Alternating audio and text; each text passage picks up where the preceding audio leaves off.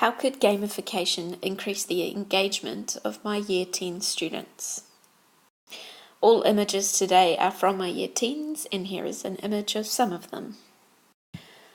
What do I need to improve upon? This year, I have been using the app and website Class Dojo to help encourage good behaviour and monitor student progress in all of my classes. This has led students to become more engaged in the classroom by adding in competition between individuals and also between groups. However, there were two issues I found with this. Whilst it motivated some, as there was a possibility of them coming first in class, it could not motivate all my students, as some felt they were too far behind to catch up. The second issue for me is, what is good behaviour, and should I be assessing this? Shouldn't I be assessing something like key competencies instead? With some of my senior classes, that was even more of an issue, as they said, "What was the point of learning this concept, miss?" They questioned the point of being in class when instead they could watch a 5-minute video from Learn Coach and know all of the answers to the test. And most importantly for me, they went home each night and spent their time on games and not on their schoolwork. I personally recently got back into gaming after a long period of absence, and what I found was, like the kids, I could spend hours completing the same task to get better at it and not be bothered by the amount of work or time taken. I also found it a lot more engaging than the work I had brought home from school. Finally, the tasks themselves were not always engaging. We use digital workbooks, which are good because the students can manipulate them, but they're not that exciting.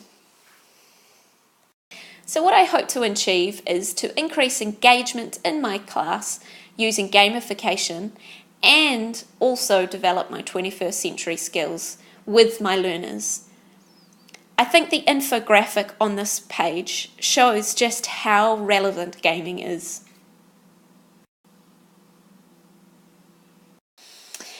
Cap refers to in his book that educators across the board need to utilise the potential of gaming elements in their classroom so that they're not left behind as learners are increasingly coming to courses with a massive experience in gaming, which is not being utilised in learning environments.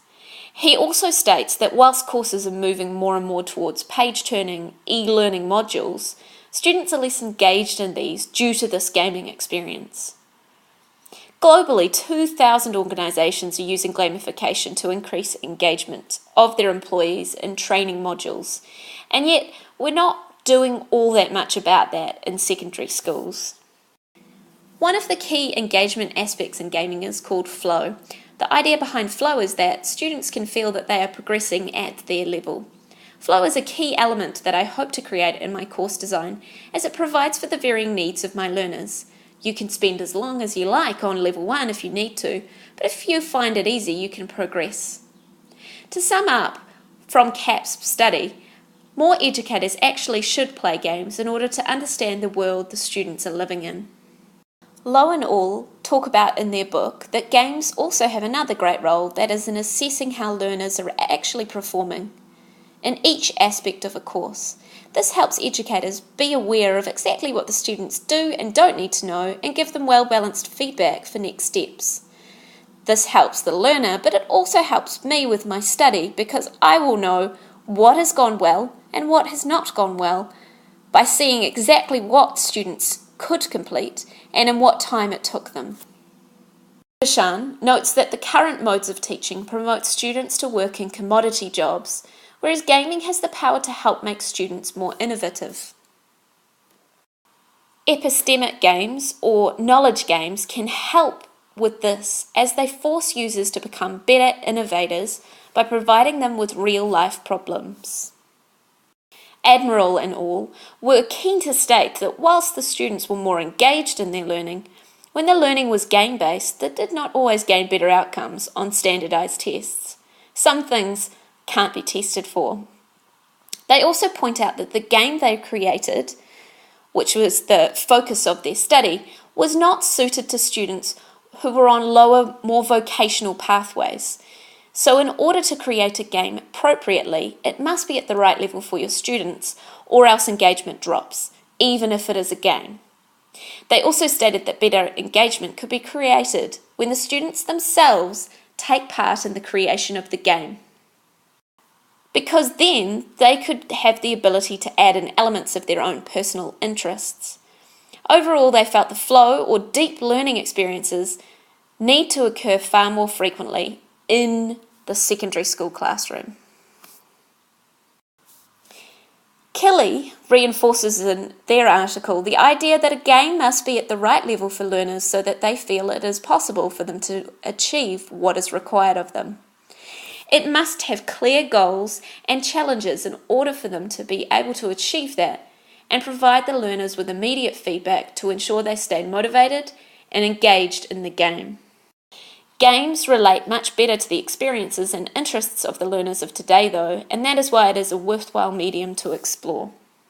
My plan is to use an LMS from the talentlms.com website to help keep track of my students' achievements and award them badges as they complete certain tasks.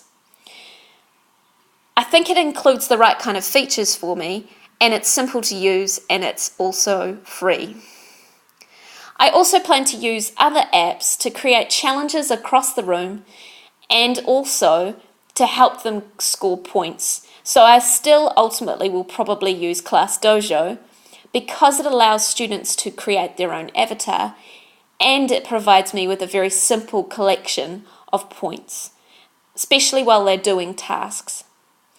I would also like to keep the key competencies up the top of my list of things that I'm assessing, as I feel that they are a better judge of 21st century skills rather than just on compliance. To help encourage feedback and collaboration in their first unit, I think it is also important that students work in teams so that they can get the instant feedback from their peers and an understanding of how they have gone, because if they work just independently, it will be very difficult for me to give the feedback that they need, which is a key element to games. To sum up, I hope by gamifying my classroom, I will increase the engagement of my students, as well as check that they are on track to get their 21st century skills. Thank you.